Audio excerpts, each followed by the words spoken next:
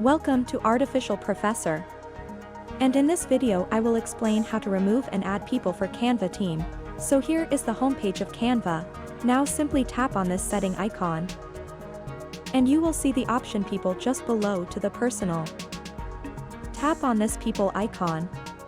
And here is the option invite people, tap on this one.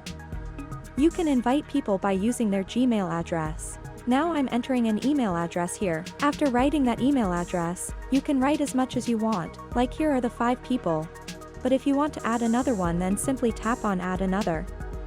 So after writing the email address, simply tap on this send invitation. Okay, so the invitation has been sent to that email address. Now wait for confirmation of that.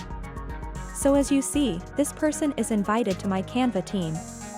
My friend has accepted my invitation and he's added to my team successfully. Now, if you want to remove this person, then simply tap here, and here is the option to remove user, tap on this option. Remove from team. When you will tap on the option, remove from team, then your friend will be removed from your team. If this video was helpful, please like, subscribe, and see you in the next video of Artificial Professor.